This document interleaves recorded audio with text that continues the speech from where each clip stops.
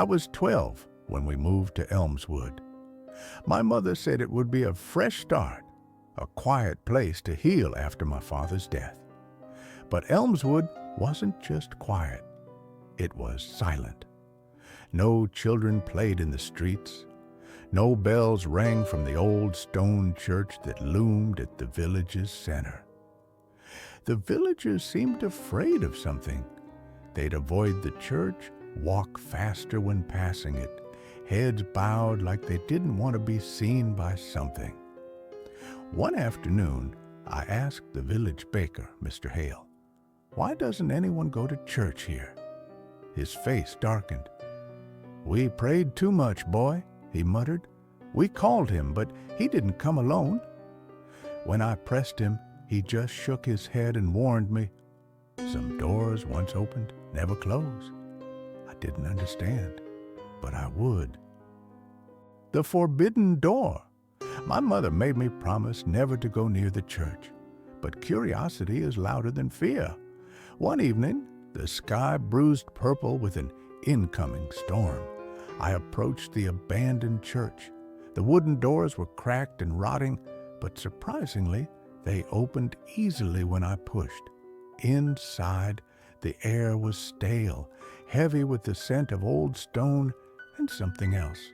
Something sweet and decaying. At the altar stood a large wooden cross, empty. But what caught my eye was the burned silhouette of a man's body on the wood, like someone had once been crucified there and burned into it. And then I heard it, a voice soft and layered like it came from deep beneath the ground. "Samuel!" I froze. "Come closer, my child." I stepped forward, heart hammering. The voice grew clearer. "They abandoned me, Samuel, but you came." Suddenly, a cold wind blew the door shut behind me, and the windows cracked. I turned to run, but I wasn't alone anymore. A figure now stood beneath the cross. The broken Savior. The man was tall, draped in tattered white robes, his skin pale and split like cracked porcelain.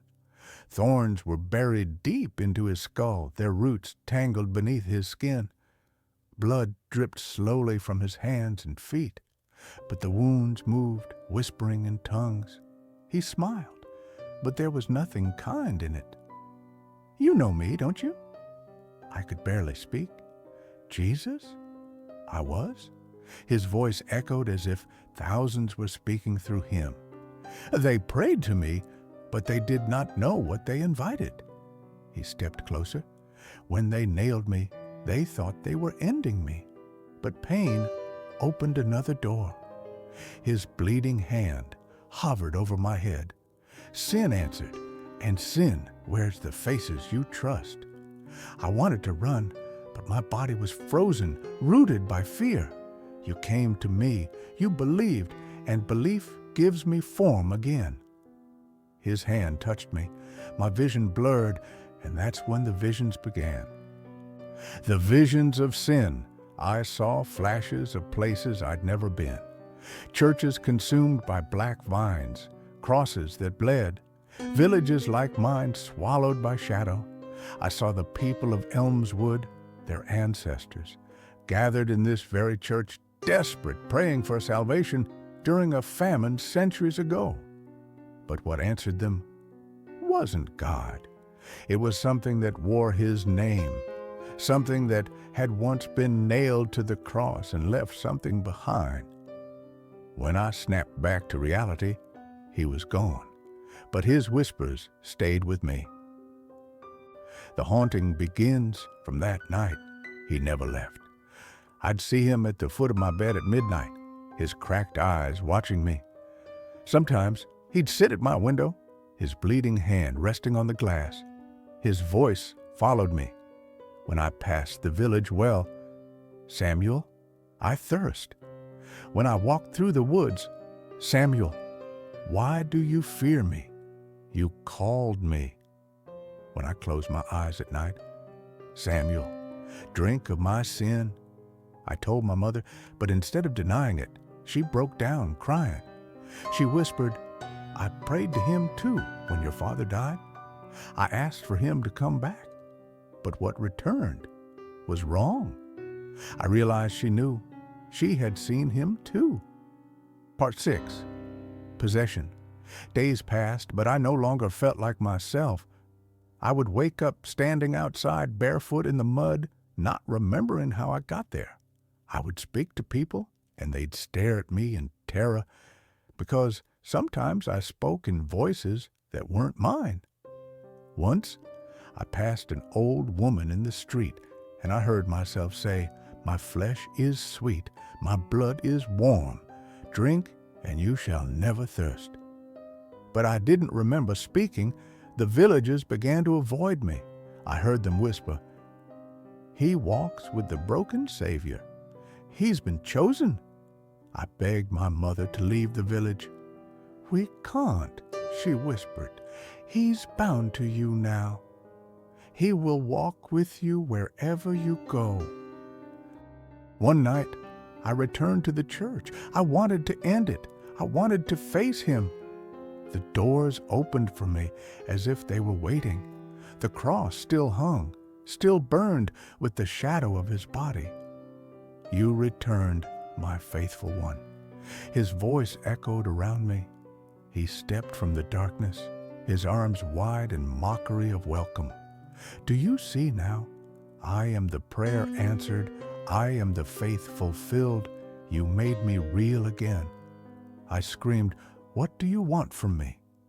"To be known, to be believed, to spread again through your words, through your fear, through your faith." He touched my forehead, and I collapsed, visions flooding me again. This time of me standing in front of other villages, other churches, telling stories about him, summoning him into their lives.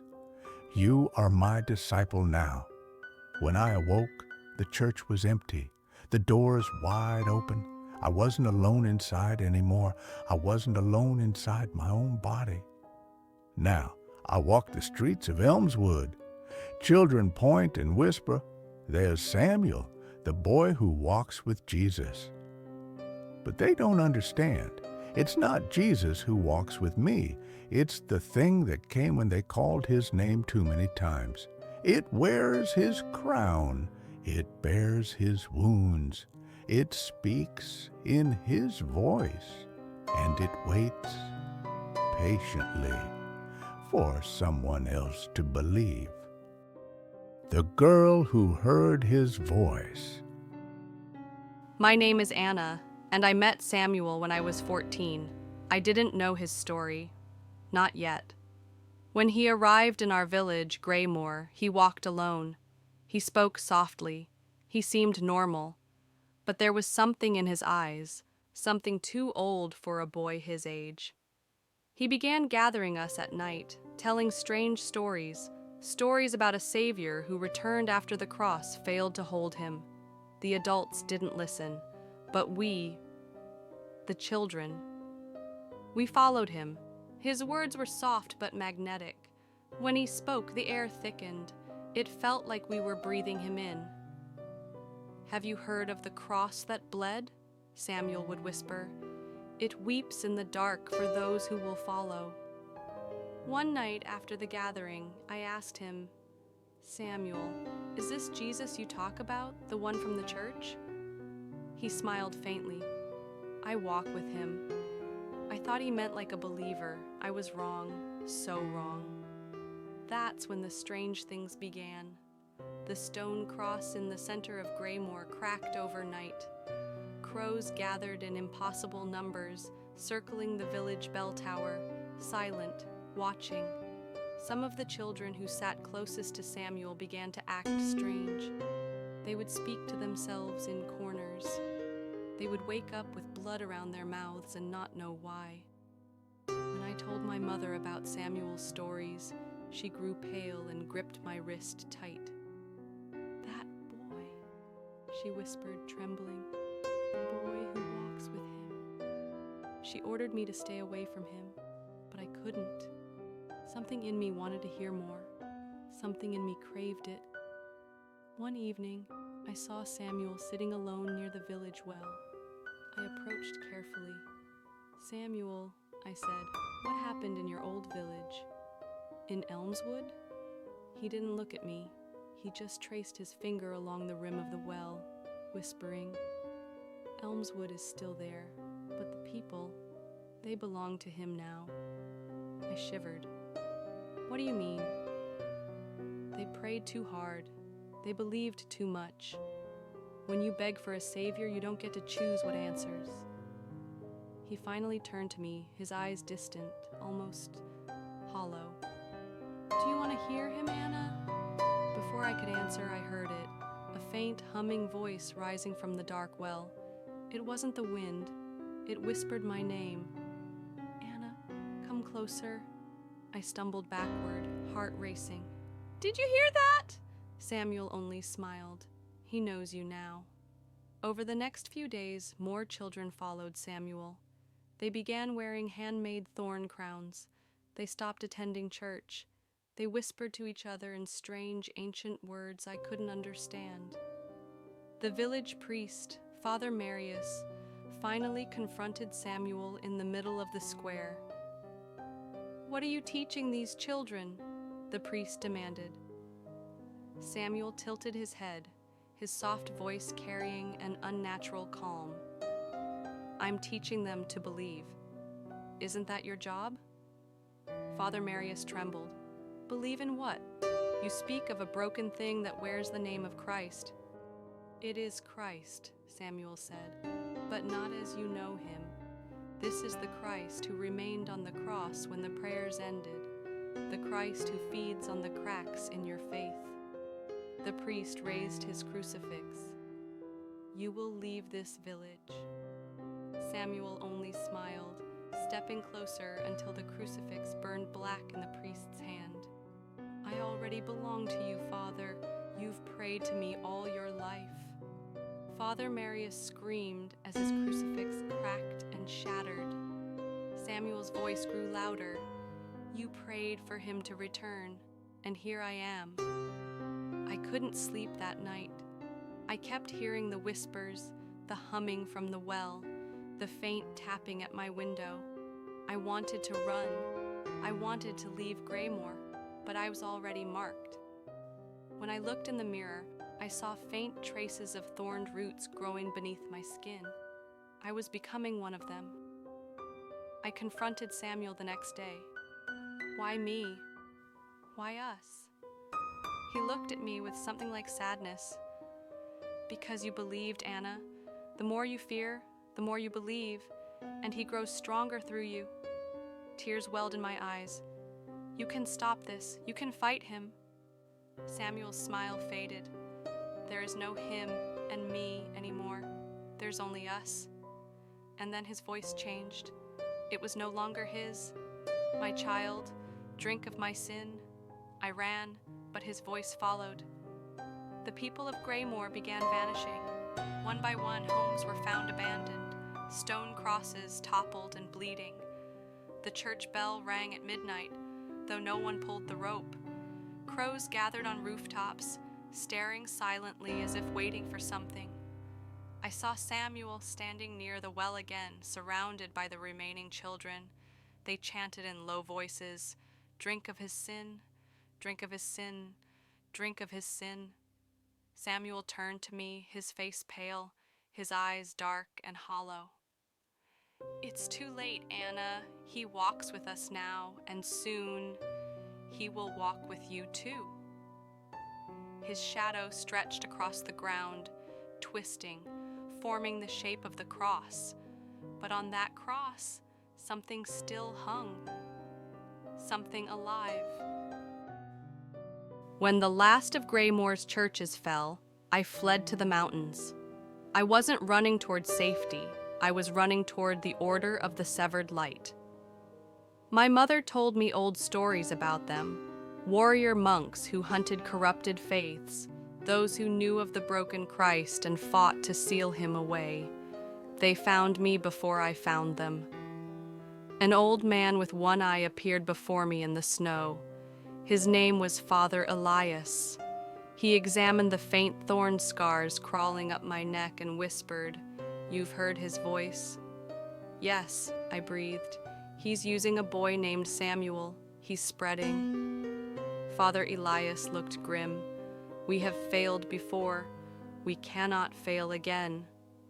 They armed themselves not with swords, but with relics soaked in silence, ancient prayers forbidden by the church, scriptures written in languages older than Christ himself. They prepared me for the final battle. They taught me the last prayer, a prayer that doesn't save souls, it severs them. When I returned to Graymore with the monks, the village was nearly gone. The people had either fled or been taken into the growing congregation. In the center of the square, a new cross had risen, but this one was not made by human hands. It was formed from blackened roots, twisted bones, and the whispering vines of the curse. Samuel stood at its base, waiting. His face was no longer that of the boy I knew. His eyes were pits of bleeding light. His voice carried the weight of thousands. "Anna, you've come to believe. That's all I needed." The monks formed a circle around us, chanting the severance prayer, but the shadows broke through their circle. One by one, the monks fell, dragged screaming into the earth as their bodies rotted in seconds. Father Elias, his voice steady even in death, whispered to me, "Finish the prayer, sever him, or he will spread forever." I faced Samuel, but it wasn't just Samuel now. The broken Christ loomed behind him, massive and deformed, crucified but writhing, his arms nailed but reaching, his face hidden behind a crown of thorns that dug so deep it bled roots into the earth. "You cannot stop me now," the voice thundered through Samuel's mouth. "I have been born again through your belief, through your fear." I fell to my knees, trembling, and began reciting the forbidden severance prayer. "Let not the flesh bind the shadow. Let not the name bear the sin. Let the body be severed." The ground split open beneath me. The cross shuddered, the vines burned. Samuel screamed, not in pain, but in desperation. "Stop! You prayed to me, you believed in me, but I kept going. Let the faith that chained him now unmake him. Let his name fall silent from all tongues. Let the last believer forget him." The broken Christ howled. His shadow began unraveling, peeling away like burning paper. But then Samuel's voice returned, his true voice. "Anna, please, I don't want to be alone again." I hesitated, for just a moment. His eyes, his real eyes, begged me not to finish. But I remembered the nights at my window, the whispers from the well, the children who vanished, the priest's hand burning to ash, and I spoke the last line, "I sever thee." The cross collapsed in on itself, the vines shriveled, the church bells crumbled to dust, the shadow was gone, the whispers stopped. Samuel fell to his knees, his body weak, tears falling down his pale face.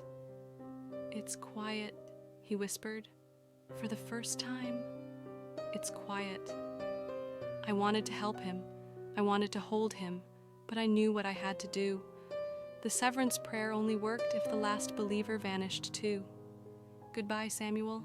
His eyes widened. "Anna, wait." But I had already made my choice. I spoke the final severing word one last time, not aloud, but in my heart.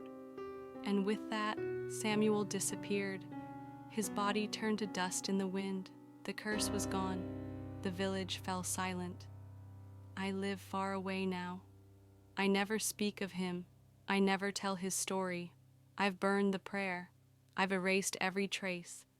But sometimes, just sometimes, when I walk past an old church, I see a boy in the shadows, his hand raised, his face pale, and I hear him whisper just once, "Please, remember me." I never look back. because I know remembering is all he needs to return.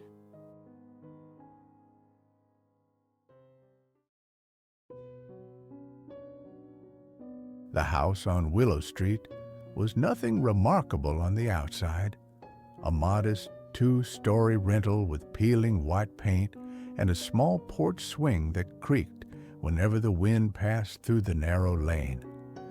But for Emma and her younger brother Jake, it was home. Their parents had moved them there after a difficult year. A fresh start, they said. The town was quiet, friendly, and safe. At least, that's what Emma had believed. It wasn't until the first night that Emma sensed something was wrong. They moved in during the afternoon, unpacking boxes and arranging furniture. The previous tenants had left in a hurry, and the landlord warned them to expect some quirks. Creaky floors, flickering lights, the occasional plumbing oddity. Nothing too unusual, he'd said with a wink. But as night fell and the clock neared midnight, the atmosphere shifted. Emma had just finished reading a book in her room when the silence was broken by a faint whisper, barely audible, like a breath on the back of her neck. She paused, heart pounding, listening. Jake was supposed to be asleep in the next room and their parents were downstairs. The whisper came again, this time more urgent, almost a plea. Emma felt the hair on her arm stand up. She got up and tiptoed to Jake's door, knocking lightly. "Jake, are you awake?" No answer. Pushing the door open slowly, she found Jake curled under his blanket, eyes wide in the dark. "I heard it too," he whispered, voice trembling. "Hear what?" "That whisper. It's saying something." Emma swallowed hard. Maybe it's just the wind. But deep down, she knew it wasn't. At exactly midnight, the house seemed to exhale. The temperature dropped sharply. Emma shivered, pulling the blanket tighter around her shoulders. From downstairs, they heard a slow, deliberate creaking. Footsteps? But when their parents called out, there was only silence in response. Emma and Jake crept down the stairs, their footsteps light but cautious. In the living room, the air felt heavy, oppressive. The old grandfather clock, which hadn't worked for years, chimed 12 times. Slow, dragging, wrong. "Did you wind this clock?" Emma asked their mother the next morning. "No," she said, puzzled. "It hasn't worked since before we moved in." That night, the whispers grew louder. Emma lay awake, listening as voices seemed to drift through the walls. The whispers weren't in any language she recognized. Garbled, broken syllables, sometimes seeming like crying, other times urgent warnings. She tried to block it out, pulling the pillow over her head, but the whispers followed her into her dreams. Shadows flickering just beyond her vision, pale faces staring silently, eyes filled with sorrow and anger. Days passed, and the occurrences intensified. Doors slammed shut on their own. Lights flickered violently. Jake refused to sleep alone. One evening, Emma found herself drawn to the attic, a place they'd barely touched since moving in. The door creaked open, as if inviting her. Inside, dust motes floated in the weak beam of her flashlight. On the floor lay a collection of old photographs, yellowed and torn, showing a family that once lived there. A mother, father, and 2 children, much like Emma's family. The faces were solemn, eyes haunted. One photo had something scrawled on the back in faded ink. "Don't forget us. We're still here." Emma felt a chill crawl down her spine. She researched the house's history and discovered it had once been the site of a terrible tragedy. Years ago, the family in the photo had died mysteriously. The children vanished without a trace. Some locals whispered about a curse, others about restless spirits trapped between worlds. Emma realized the whispers were coming from those lost souls, desperate to be heard, to be remembered. One night, determined to confront the haunting, Emma lit candles around the living room and sat in a circle. Jake joined her, clutching a small teddy bear for courage. "Who are you?" Emma asked aloud, voice trembling. The whispers swelled into a chorus of voices overlapping, pleading. "We're trapped. We want peace. Find the truth." Suddenly, a cold gust extinguished the candles. In the darkness, a translucent figure appeared. A little girl, pale and weeping, reaching out. Emma blinked, her fear mixing with pity. "We didn't mean to stay," the ghost whispered. "Help us." With the dawn, the spirits faded, but their presence lingered, a reminder of the house's sorrow.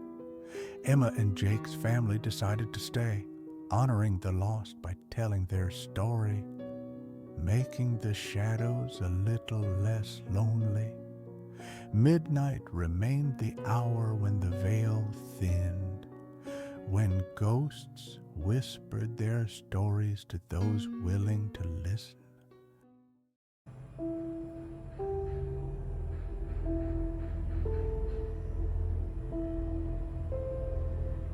There was once a house deep inside a dark forest. It had no name, no lights, and no path leading to it. The locals in the nearby village called it a alone house because it stood by itself, abandoned and forgotten. Everyone said the house was cursed. No one dared to go near it. But one day, a teenage boy named Ryan came to visit his cousin Mia in the village. Ryan was from the city and didn't believe in ghosts or curses.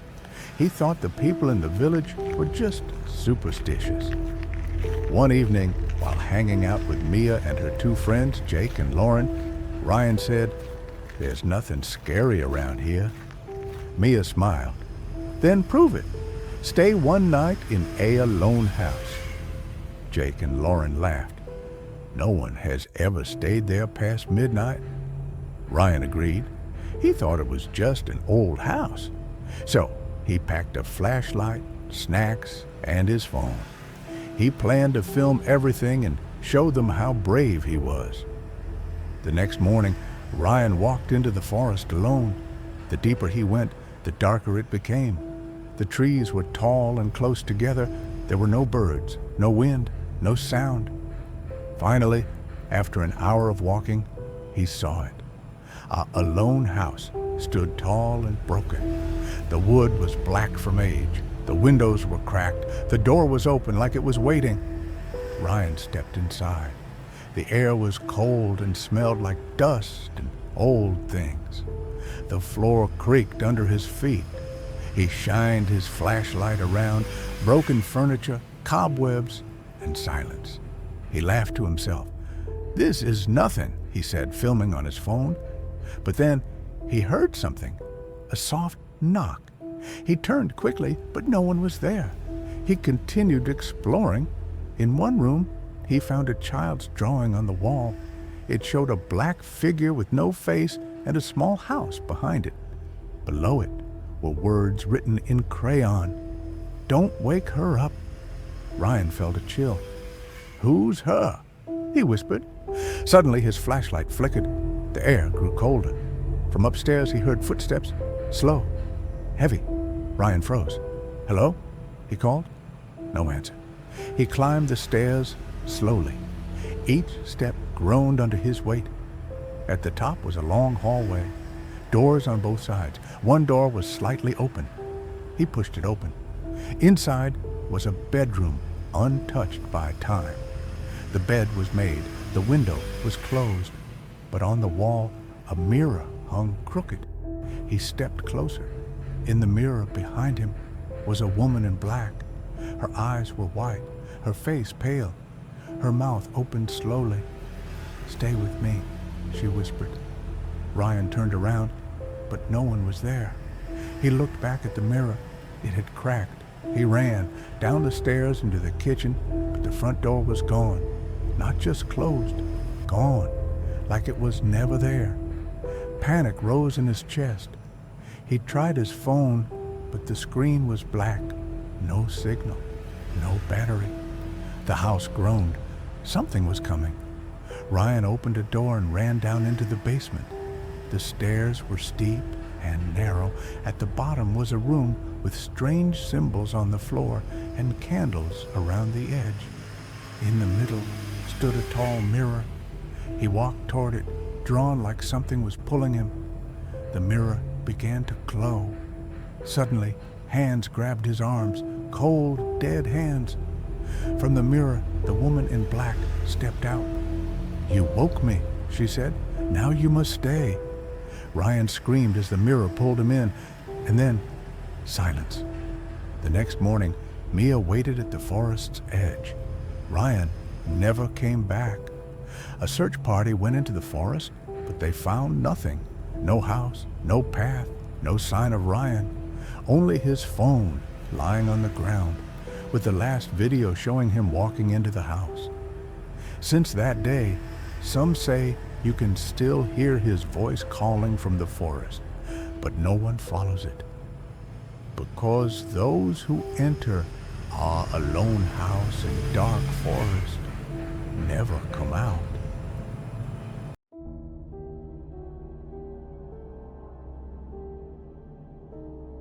I always hated hotel rooms, not because they were dirty, this one was actually spotless, but because they never felt right. Too quiet, too polished, like something was waiting for me behind the curtains or under the bed. But I didn't have a choice tonight. The conference in Shimla had ended late, and the roads were too foggy to drive back. My friend Priya bailed at the last moment, leaving me alone to check into the Everpine Lodge, the only place nearby that still had vacancy, room 103. The receptionist gave me a strange look when I asked for it. "You sure?" he said, tapping the key card on the desk like he was hoping I'd change my mind. "It's the only one left," I replied, forcing a smile. He hesitated. "If you need anything, the night bell's there." I didn't ask what anything meant. The room was ordinary, a bit old-fashioned with floral wallpaper and a weird, musty smell. The bed looked comfortable, at least. I dumped my backpack on the armchair and checked the time.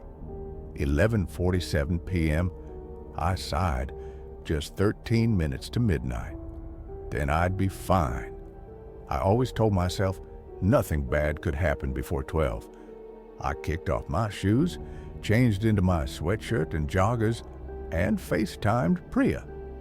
"Dude, it looks haunted," she said immediately, squinting at the walls behind me. "Thanks for the vote of confidence." "I'm just saying, you better sleep with the lights on." I rolled my eyes. "I'll survive." "Probably." We chatted for a few more minutes until her signal cut out. I set my phone on the nightstand and turned off the main light, leaving the bedside lamp on. 11:59 p.m. I curled up in bed, pulling the blanket over my shoulders. Tick. The second hand on the wall clock moved with a loud clunk. Tick. 12 a.m. And then tap, tap, tap. I froze. The sound came from the closet. 3 soft taps. Deliberate. Like someone inside was waiting for me to respond. "Nope," I whispered to myself, sitting up slowly. "Probably the pipes. Or a squirrel. Or ghosts don't knock, right?" I got up and stood in front of the closet door. "Hello?" I called, regretting it immediately. No answer. I placed my hand on the handle, hesitating. My heart was thudding so loud it drowned out everything else. And then the closet door opened by itself. Just a few inches, enough to see that inside was nothing. Empty hangers, a spare blanket, no monster, no ghost, just shadows. I laughed nervously, shutting it again. Great. You're just tired, Anya. I muttered to myself. Overactive imagination, that's all. Then I heard it, a whisper, right behind me. You closed it. I spun around. No one was there. The lamp flickered once, briefly casting double shadows across the walls. My breath hitched. My legs were frozen in place, every nerve screaming to run. But to where? I was already inside the room, alone. I had to be alone. I forced myself to speak, my voice trembling. Who's there? Silence. I backed away until I reached the bed, never taking my eyes off the closet. I grabbed my phone. The screen was black. Battery dead. I swear I charged it before coming. I always do. Suddenly, the closet door creaked open again. Only this time, it opened all the way, and something stepped out. No sound, just the shift of shadows. At first, I thought it was a trick of the light, but the shape moved toward the dresser mirror. It wasn't walking exactly, it just sort of slid. I could see it better now. A tall figure in a tattered white gown, its head slightly tilted. No face, just static, like an old TV screen, buzzing faintly. I stumbled back and hit the nightstand, knocking the lamp. The room plunged into darkness, and the thing, whatever it was, turned toward me. It didn't speak this time, it just breathed, long, rattling breaths like someone drowning in air. I didn't scream, couldn't. My voice had evaporated. I grabbed the lamp, fumbled with the switch. Nothing. But then my eyes adjusted, and I saw it again, reflected in the mirror, only the mirror. It stood right behind me, hand raised. But when I spun around, nothing, no one. I turned back to the mirror. It was gone. I backed toward the hallway door, yanked the handle, locked. The key card. I'd left it on the dresser. Okay, I whispered, trying not to hyperventilate. Just open the closet. Look again. There's nothing there. I crept forward. Every step was like moving through thick water. The closet stood open like a mouth waiting to swallow me. I peeked in. Still empty. Until I looked up. A face. Pale. Upside down. Pressed against the top panel like it was crawling on the ceiling inside the closet. Its eyes opened. Solid black. And it smiled. I screamed. This time, the sound finally came out, raw and high-pitched, bouncing off the walls like it didn't belong to me. The face vanished as I stumbled back, crashing into the dresser. I didn't wait. I grabbed the key card, lunged at the door, and swiped it. Red light. No. I swiped again. Red. Behind me, I heard the closet door slam shut. Then the whisper returned, closer now, like it was right at my ear. You weren't supposed to look up. I turned the handle one last time, and this time, by some miracle, the door opened. I bolted into the hallway barefoot, nearly slipping on the slick wooden floor. I didn't stop until I reached the lobby downstairs, gasping for breath, clutching my chest. The front desk was empty. A dusty bell sat on the counter. I rang it once. Ding. Nothing. I rang it again. Louder. Ding. Still nothing. That's when I noticed the clock in the lobby. It still said 11:59 p.m., but my phone had said 12 a.m. The digital wall clock in my room said 12:04 a.m. I saw it change, and then the bell rang on its own. Ding, ding, ding. The receptionist finally emerged, groggy, like he'd been asleep standing up. You came from 103? He asked, like it wasn't a question. I just nodded. He looked at me, really looked. Then he said, "You're lucky. Room 103 doesn't let go easy. It chooses people." I stared at him. What the hell are you talking about? He slid a dusty old guest book toward me and opened the last written entry. A girl's name, Anvi Sharma. Checked in, August 13th, 2019. Checked out, never. There was a photo clipped next to it. Her face was familiar, too familiar. It was mine, but not exactly. Her hair was shorter, parted the wrong way. Her smile was wider, too wide, but the eyes, they were mine. What kind of joke is this? I whispered. He shook his head. You weren't the first. You won't be the last. The room remembers. Sometimes it brings pieces back, pieces that shouldn't be here. I staggered back. You expect me to believe that I, died in there? Number, but part of you did. The part that looked up. I turned and ran out of the lodge into the cold night air, barefoot and shaking. I didn't stop until I reached the main road, flagged down a passing truck, and begged the driver to take me anywhere. It's been a week. I'm home now, safe. I haven't told anyone the whole truth, just that the hotel gave me bad vibes, that I left early, that my phone died. But every night, just after midnight, something strange happens. I hear a knock, tap, tap, tap, on my closet. And when I open it, nothing. But sometimes, when I catch a glimpse in the mirror, just for a second, I see a girl in a white gown standing behind me, smiling, and her eyes are mine. I never should have accepted that invitation again, but the debt never stopped growing.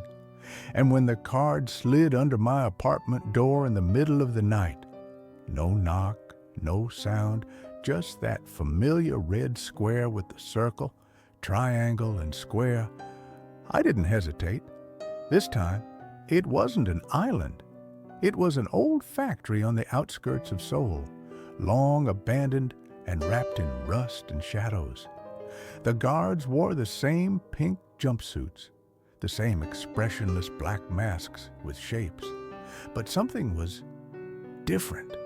Their movements were twitchy, like their joints didn't work right. One limped with a jerky gait. Another's head tilted too far, neck cracking faintly with each motion. There were only 45 players this time, each of us placed in a single room, room 4, 5, 6. That number again. But this wasn't the same bright white dormitory. This room was dark. The walls pulsed like skin. The ceiling dripped something thick and black. And in the corner was a faceless doll, slumped over in a child's chair, its head slowly turning whenever someone spoke. We weren't allowed to leave. We weren't told the rules.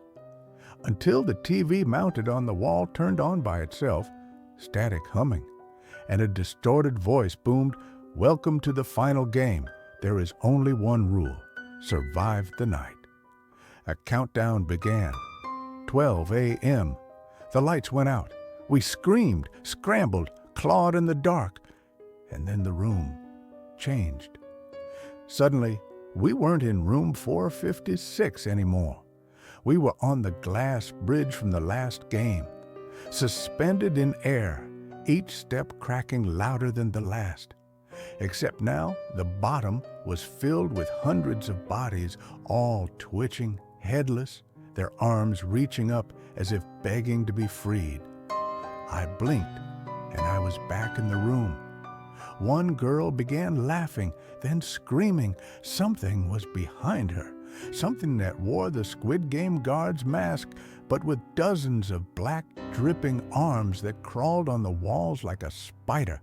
It snatched her and melded into the corner, leaving behind her clothes and a single red shoe soaked in black slime.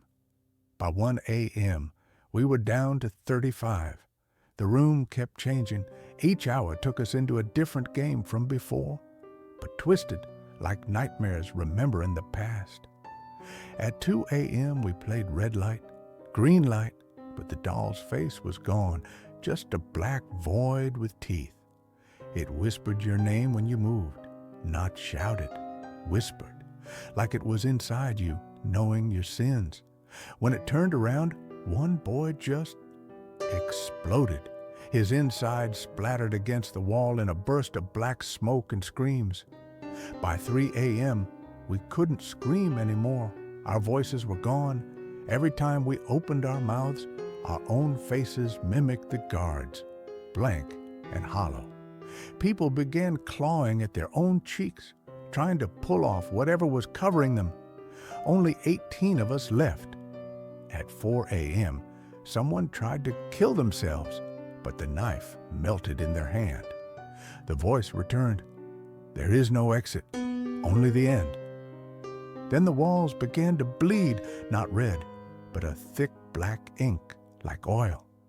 The ink poured into the room until we were chest deep, then neck deep. It was alive, dragging people down, whispering things in 1,000 voices. Some were loved ones, some were our own. I heard my sister's voice. She died years ago, calling for me from beneath the surface. I almost followed her. I almost wanted to. 5 a.m., only 5 of us left. Now the doll was standing, no longer plastic, no longer lifeless. It had grown tall, too tall, its arms dragging on the floor, the child's dress soaked and stretching, its head spinning slowly like a record. We were forced to sit in a circle, and it made us confess. One by one, we admitted the things we'd done to deserve this. The debts, the betrayals, the murders. One man refused. The doll screamed, not loud, but deep, like the floor itself was crying. He burst into black flames and was gone. At 6 a.m., only I remained. The doll looked at me with no eyes. The voice spoke one last time. "Congratulations, player 456, you win, but you may never leave." I woke up screaming in my own apartment. The card was gone. But when I looked in the mirror, I wasn't me anymore. I wore the black mask. And behind me stood the doll, smiling. 6 a.m. I thought it was over, but I was wrong. I hadn't left the game. I had just brought it home. The apartment was too quiet. The air was thick, like breathing underwater. Outside the window, nothing. No buildings, no sun. Just a swirling fog, gray and endless, with faint whispers echoing inside it. I tried turning on the lights. They worked, but they didn't light anything. The shadows didn't move. On the table, the Squid Game card had changed, white now, and written in smeared red. Round 2 begins at midnight. Your past will be joining you. Then a second line formed as I watched, and they are very angry. 12 a.m., the walls began to bleed, not red, black. Thick, tar-like fluid oozed from the cracks, and in the liquid I saw faces, eyes wide, mouths open, screaming without sound. I recognized them, players I'd watched die in the first game. One crawled out of the wall. He had no lower jaw. He grabbed my wrist with freezing hands and whispered, "You let me fall." I begged. You watched. I ran. The door wasn't a door anymore. It opened into the dormitory from the games, but the lights flickered violently, casting shadows that didn't match anything in the room. The bunk beds were all upside down, nailed to the ceiling, and the floor covered in footprints. Tiny ones, children's footprints, burnt into the ground like they'd walked through fire. A TV turned on by itself. A single word in static font, "Seek." The lights went out. The second game had begun. This time, it was hide and seek in total darkness with ghosts. But they weren't just any ghosts. They were players who had lost the games, now cursed, twisted, and filled with rage. I crawled under a broken bed. All around me, the temperature dropped. My breath froze in the air. A girl with her head twisted backward floated past me. Her feet didn't touch the ground. Her skin dripped black wax. She paused and whispered, "You were supposed to die. You took my place." I held my breath, but she smelled it. Her neck extended, cracking with every inch. She screamed a horrible metallic shriek, and the whole dorm began to shift. Bunk beds collapsed, the walls melted, and we were suddenly outside, on the Squid Game playground, only this time it was buried in fog. Ghosts were everywhere. Some hung from the monkey bars by their necks. Others crawled in the sand, skin peeled off, whispering, "Player 456, come play." 1 a.m. I found the others. A few real players had been dragged into this round. One boy was crying. He kept repeating, "It wasn't me." I didn't push him, but the ghost in front of him had no face, just a black void for a head. It opened and swallowed him whole. Only his hands remained, still shaking. 2 a.m. The doll returned, but she wasn't made of plastic this time. She was human, a rotting child, skin falling off the bone, her eyes nothing but sockets filled with bugs. She didn't move. She just floated above us, humming a lullaby backwards. One by one, the other players were lifted into the air, invisible strings around their necks, and snapped, their screams echoing off nothing, until only I was left. 3 a.m. I tried to hide again, inside one of the toy houses, but it was already occupied. A woman sat in the corner, the first person I ever eliminated in the original game. She turned around slowly, her head fully severed, but still connected by red thread. She said nothing. She just handed me a marble. "Your turn to play." The moment I touched the marble, everything changed. Suddenly, I was back in the glass bridge game, but it was a graveyard. Each glass panel was a tombstone, and every time I stepped, hands burst from below to grab me. I screamed. No one heard. Then I saw her, the doll, on the other side. She whispered, "You've been dead since the first night. You just haven't accepted it yet." 5:59 a.m. A bell rang. The game stopped. I woke up in my bed, soaked in sweat and ink. The lights were normal. The apartment was quiet. But in the mirror, my reflection was gone. Behind me, a child's handprint in blood. On my phone, a new notification. Round 3. Invite accepted. Your friend will join you shortly. And as I read it, I heard someone knock from inside my closet again. But this time, they whispered my name. Time, 6 p.m.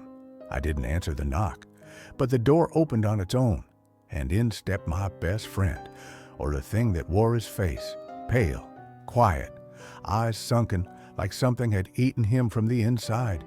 Me, whispering, You shouldn't be here." He tilted his head. His smile split too far, as then he spoke, but not in his voice. It was layered like 10 voices at once, old, young, male, female, all whispering over each other like a cursed choir. "Friend," demonic voice, "you invited me. We heard you, all of us. We were waiting." Then everything went dark. 12 a.m. Game start. We were no longer in my apartment. We stood in a giant graveyard of old Squid Game arenas, all twisted, rotting, and overgrown with black vines. Playground sets were rusted. Blood stained the sand. Overhead, the moon was too close. You could see veins pulsing across it like it was watching. Then came the announcement, but this time it didn't come from speakers. It came from the ground, from the dirt, from the corpses beneath. Ground, groaning voice. Round 3 begins now. Game, shadow tag, run, or they'll find you and wear your skin. The earth split open. Dozens of ghostly players climbed out, eyes missing, mouths full of teeth. Some crawled, others floated, all screamed in the voices of people I knew. 12:10 a.m. We ran. My friend, still alive or pretending to be, grabbed my arm. Friend, panting, "This isn't a game. We're not supposed to be here. I saw my sister. She doesn't have a face." Behind us, one of the ghosts shrieked, its voice like nails across a blackboard. "Ghost girl," giggling. "Come back. 4, 5, 6. I have your name. I wrote it on my grave. Want to see it?" The trees we passed breathed. They whispered as we passed. Trees in sync. "Kill him. Only one survives. Only one. 12:33 a.m. The center arena. We found shelter in an old doll room, the same one from red light, green light, but it wasn't empty. In the corner sat a child, sobbing. She looked normal at first, pale, shaking. Me, "Hey, are you a player?" She looked up, and her face slid off, a black hole where her features should be. Her hand snapped backwards, and she lunged forward on all fours, spider-like. "Girl," distorted.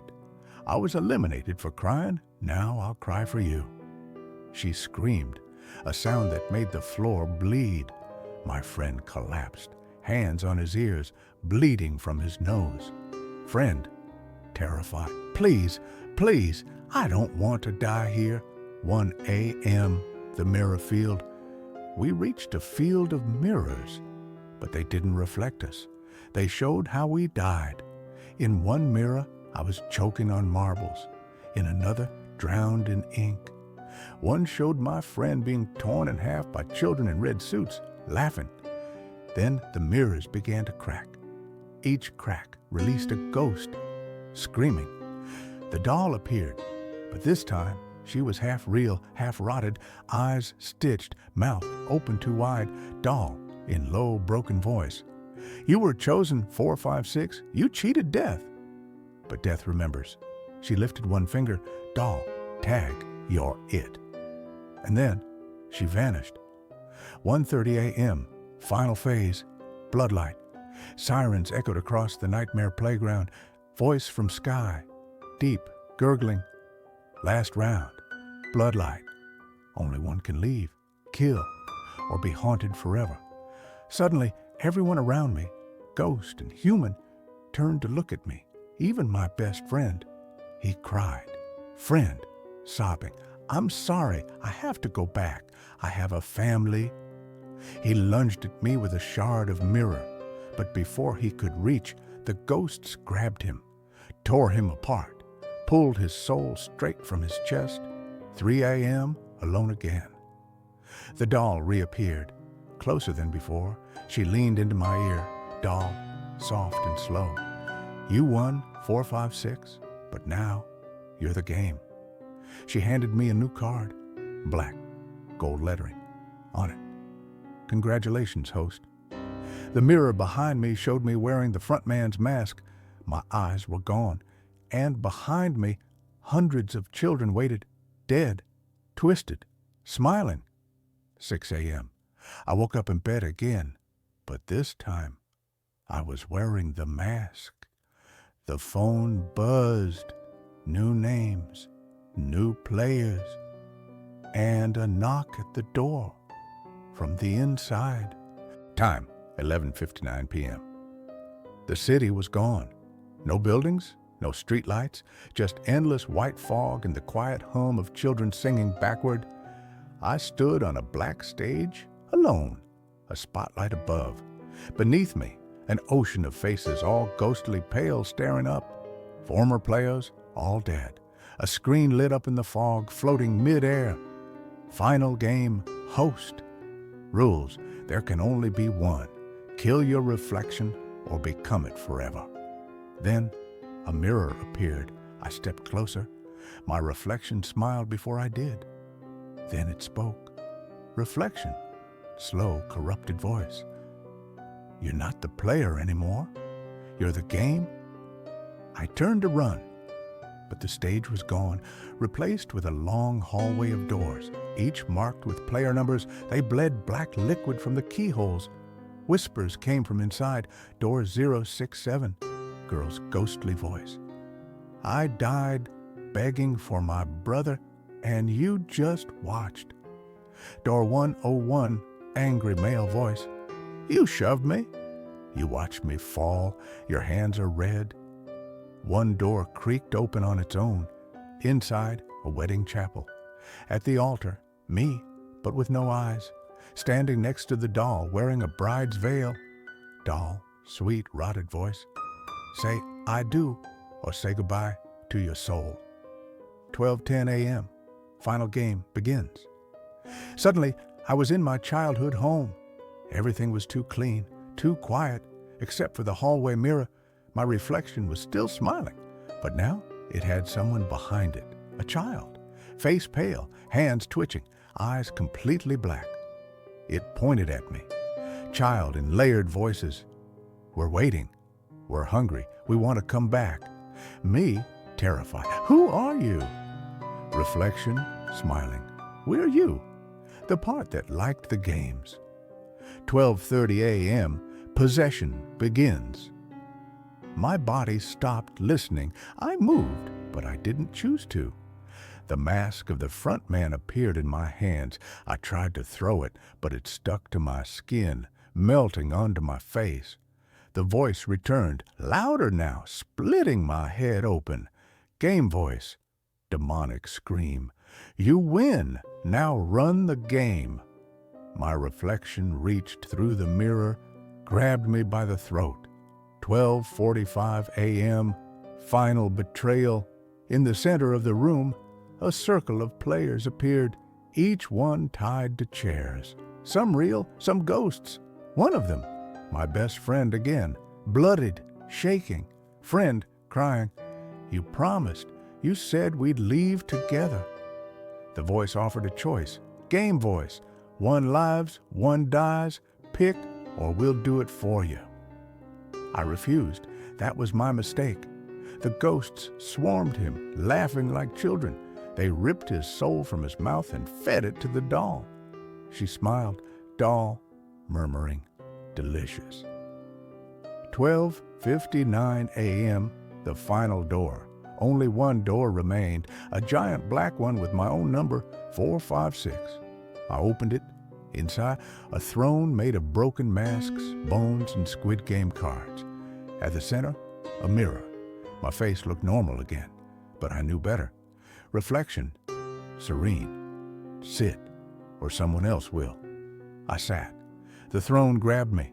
Chains of red rope wrapped around my arms. The mirror cracked, and the doll's face appeared inside it, smiling. 1 a.m. The new host is born. My body went cold. I couldn't feel my heart anymore. Then, applause. Thousands of ghost children clapped. A new Squid Game card appeared in my lap. Gold, shining, embossed in blood. Congratulations, host 456. The next round begins when they wake up. I looked to the mirror one last time. This time, it didn't show me, it showed you.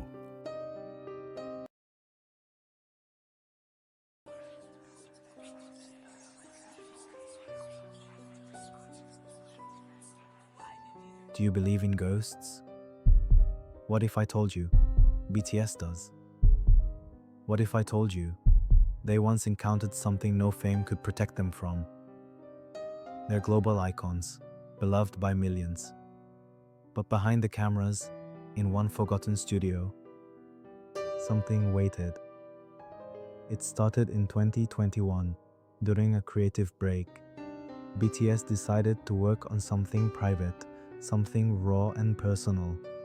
They wanted to capture the real emotion of their bond, their struggles, and the ghosts of their past.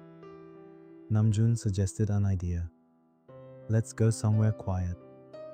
No staff, no producers, just us.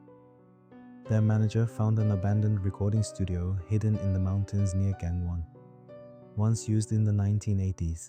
It had been closed after a fire and multiple missing persons cases, but that wasn't listed in the brochure. It was called Moonlight Sound. The building stood half rotted, barely restored. Inside it was silent, too silent. The air smelled like burnt paper and mold. The control room was dusty but functional. The walls were lined with heavy soundproofing. Taehyung muttered, "Hyung, this place feels like a grave." Jungkook replied, laughing nervously, "Well, let's bring it to life then." They began recording vocals. For the first 2 nights, everything went smoothly, until track 0 appeared. Late at night, Yoongi returned to the console to review recordings. There it was, track 0.mp3a file no one had recorded. He clicked play. It was 7 voices singing, but distorted, slower, warped, almost demonic. At the end, a child's voice whispered, "You came back. Why?" Yoongi deleted the file. It reappeared the next morning. Jin saw a child behind him in the bathroom mirror. "I used to sing here too," the child said, "before they buried us." Jin screamed. The others rushed in. The mirror was shattered. No one else had seen the child. Taehyung, exploring the basement, found a storage room full of old tapes. He played one labeled Patient Session Kim Taehyung. The voice on the tape, his own, as a child, but he had never recorded it. It said, "Please stop making me sing. They live in the music." Suddenly, the lights cut out. That night, Jungkook claimed someone kept mimicking his voice outside his room. Jimin stared into the sink for hours, whispering about voices in the drain. Hoseok began dancing uncontrollably in the hallway. His eyes rolled back. Namjoon tried to keep them together, but then he saw the shadows moving through the walls. They tried to leave. The door wouldn't open. Yoongi activated the old soundboard to record a final message. "We are BTS. If anyone finds this studio is cursed. It feeds off sound. The children were real. Their voices live in the walls. Do not sing here. Do not listen to track 0. The studio was found abandoned a week later. No members, no bodies. Only one working speaker, playing track 0 on a loop. Fans thought it was an ARG, a marketing stunt, until someone played the audio backwards. It said, "We sang to forget. Now we scream to stay. They say fame follows you everywhere, but sometimes, so do ghosts." Pause. Would you still want to be in BTS if it meant never leaving the studio? The sun never rose the next morning, at least not for them. Taehyung was the first to notice. "Hyung, the window. It's just black. Not dark, not night, just nothing. No birds, no light, not even time." Their phones were dead. Their watches stopped at 3:33 a.m. Namjoon tried restarting the generator, but the wires were melted from the inside. Then they heard it, music, playing from the old cassette deck in the basement. A new tape, track 7. They hadn't recorded it, but it had each of their voices, singing in pain, crying, screaming, pleading. Yoongi set up a camera in the hall to capture what was happening. What he caught was impossible. The hallway showed all 7 of them walking through it while they were asleep, in their beds. But in the footage, they were smiling, following something just outside the camera's frame. In the final seconds, the camera tilted itself toward the ceiling and captured a girl, dangling upside down from the rafters, eyes black, mouth sewn shut, pointing at the lens. Jimin was missing again. They found his room torn apart, bed flipped, blood smears trailing into the studio floor. Not across, down. A trapdoor had opened beneath the drum platform. They climbed down. The passage below was narrow, stone-lined, lit only by the red blinking light of a forgotten metronome. And on the walls, lyrics, scrawled in blood and crayon, over and over again. We made music for them. Now we are the music. Sing louder so we don't scream. Don't stop, don't stop, don't stop. In the underground chamber they found it, a room lined with hundreds of speakers, all humming, all vibrating. From each, faint childlike voices were singing BTS's past songs, off-key, distorted, as if underwater. Suddenly, Hoseok screamed. He pointed to one of the speakers. It was leaking blood. From the mesh grill, a hand emerged, small, pale, twitching. Jungkook tried to smash it with a mic stand. The room went black. And then, they heard it. A full choir of children, singing a lullaby, in perfect harmony. Sleep, sleep, you're not alone. The studio's walls are your new home. Taehyung collapsed. He began whispering in a voice that wasn't his. We were here before. We never left. We're the ones they erased. The voice grew deeper, colder. One of you was born here. One of you is the key. Yoongi stepped back. What the hell does that mean? But Taehyung's eyes turned white. He pointed to Jin. He was the first.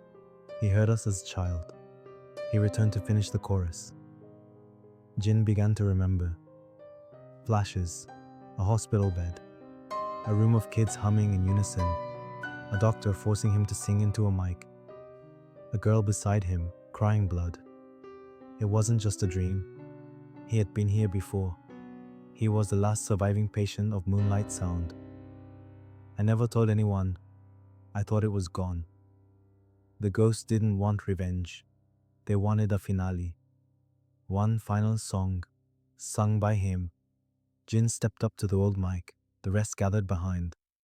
As he sang the forgotten melody, the studio trembled. The ghosts rose, hands on their shoulders, eyes closed. For a moment, it was beautiful. 7 voices, 7 souls, 7 stories. Then, silence. The lights exploded, the tapes combusted, and the studio collapsed into the earth. Construction crews were hired to rebuild the site. They found no bodies, just one thing, buried under the rubble, an unburned reel labeled Track 7. They sent it to Big Hit Entertainment. It never arrived. But that same night, Army around the world reported something strange. A new track appeared on their playlist at exactly 3:33 a.m. Unlabeled. No cover art. When they pressed play, it was the final BTS song.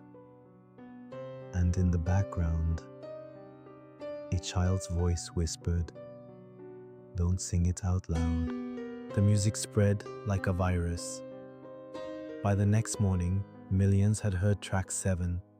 Some claimed it was beautiful. Others said it gave them vivid nightmares of drowning, burning, or singing in endless black rooms. Big Hit denied involvement. They said the file didn't exist on their servers. But audio engineers found something strange hidden in the waveform. Spectral data. Images encoded into the sound. The 7 BTS members crying, surrounded by ghostly children. That week, something unexplainable happened. Every physical copy of BTS albums in South Korea containing vocal samples from the missing members melted. Hard drives with BTS archives erased themselves. Recording studios near the area began reporting phantom songs bleeding through their equipment. One engineer described hearing laughter, followed by the sound of children being told to sing through their sobbing. A year after the collapse, a young fan named Minji, obsessed with uncovering the truth, snuck into the ruins of Moonlight Sound with a handheld recorder. She found something terrifying. The basement was still there. And it had power. The red light of the metronome still blinked, and in the corner, a sealed soundproof booth, locked from the inside. She peeked through the glass. Inside, she saw all 7 BTS members, still, silent, staring. Their mouths were stitched shut. Behind them, ghostly children stood in rows, humming softly. Then, one of the members, Jungkook, stepped forward and placed his hand against the glass. The lights flickered, the door unlocked, but Minji didn't open it. She ran, and when she listened to a recording later, there was only one thing on the tape, a single voice, a girl, whispering, "The studio has them now. They gave us a voice. In return, we silenced theirs." Months later, an anonymous file titled "The Studio They Never Left.mp3" was uploaded to the deep web.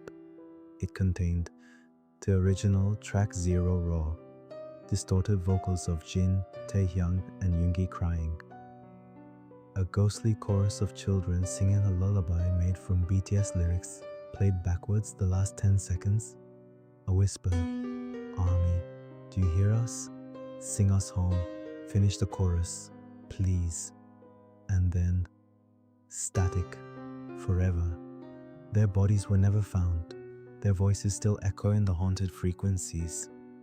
The studio didn't just trap them, it recorded their souls.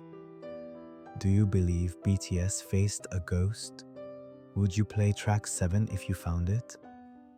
Or would you leave it buried, just like they should have?